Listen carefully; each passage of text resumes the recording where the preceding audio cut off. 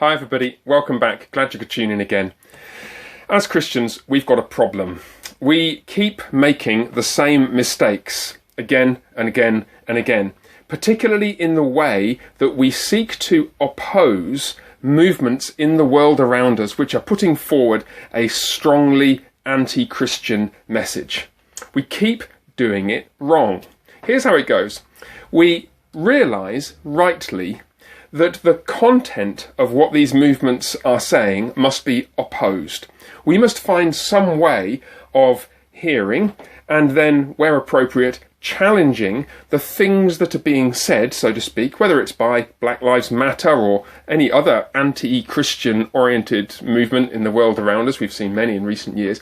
We must oppose the content of what is being said, and we must find a way of articulating a counter-narrative, a counter-story, an alternative vision of the world. We must get the gospel out there, so to speak.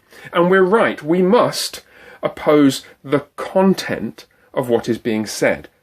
But, and here is where we keep going wrong, again and again and again, we fail to realise that not only the content, but also the form of our engagement must be different.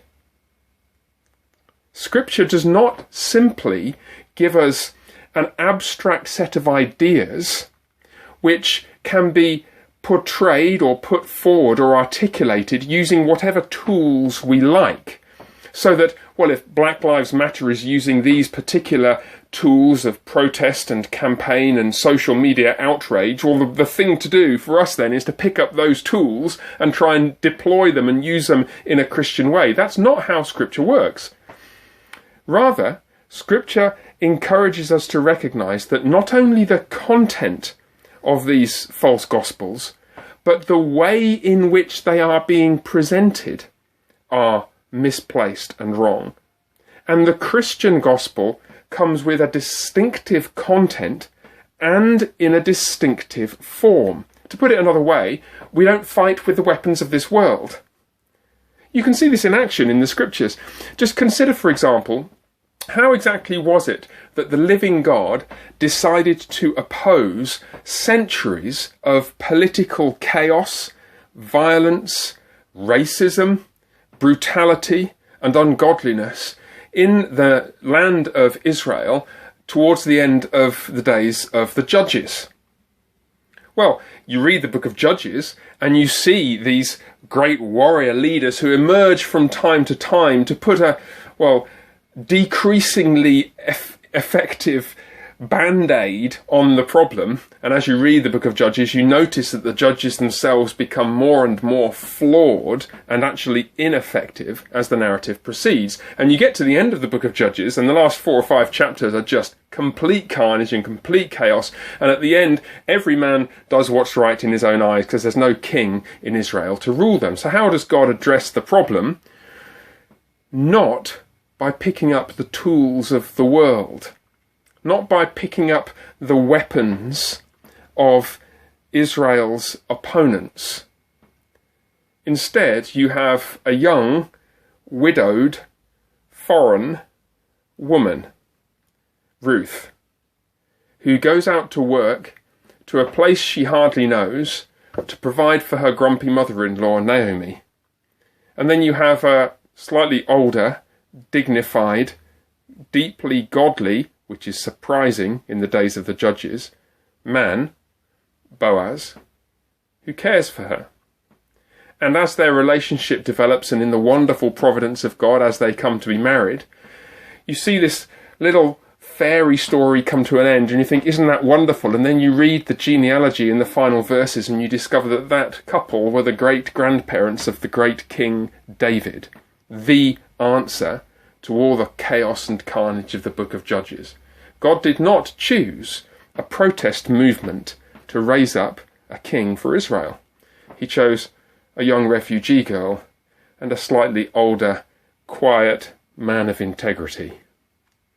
And we see the same thing in the New Testament, actually, and particularly in contexts where we're surrounded by rioting and injustice not dissimilar phenomena to the sorts of things we've seen on our streets and on our TV screens in the last couple of months or so.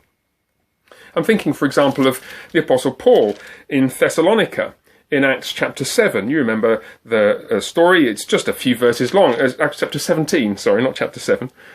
Just go back and read it if you have a moment. Paul and his companions are there just for a few weeks, a few Sabbath days, and they're preaching in the synagogue and so on, but some of the Jews are jealous, and so they, with some wicked men from the rabble, they formed a mob and set the city in an uproar and attacked the house of Jason, seeking to bring him out to the crowd. They couldn't find them, so they couldn't find Paul and Silas and so on. So they dragged Jason and some of the other Christians out to the city authorities and started making all kinds of false accusations against them. You have this riotous, chaotic, violent scene, buildings burning, men being dragged physically before these kangaroo courts in an attempt to get them indicted on some charge or other. And so how would you expect the living God to urge the Christians in that city to respond to that kind of culture? Well, isn't it interesting what Paul says in 1 Thessalonians, writing to that same community of Christians not many years later? Let me remind you a few of the things that he says. You've no need for me to write to you about brotherly love, brothers. You've been taught how to love one another. But we urge you to do this more and more. Love one another more and more. Make it your ambition to live quietly,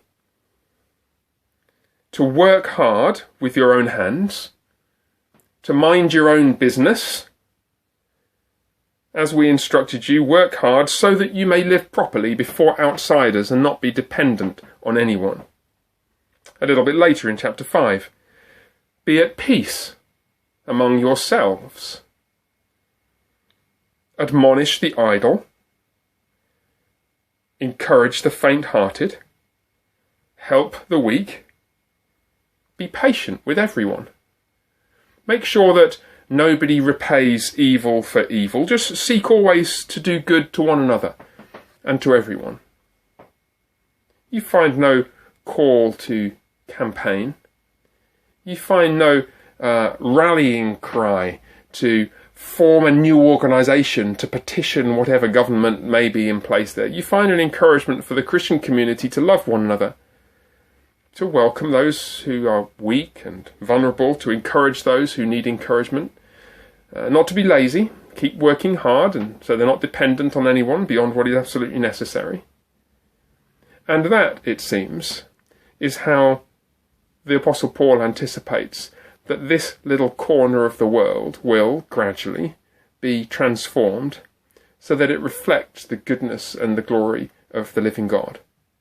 Not by picking up the weapons of the enemy, not by fighting with their swords, so to speak, but by living in this distinctively quiet, self-contained, loving, gracious way, and then waiting to see what the living God does.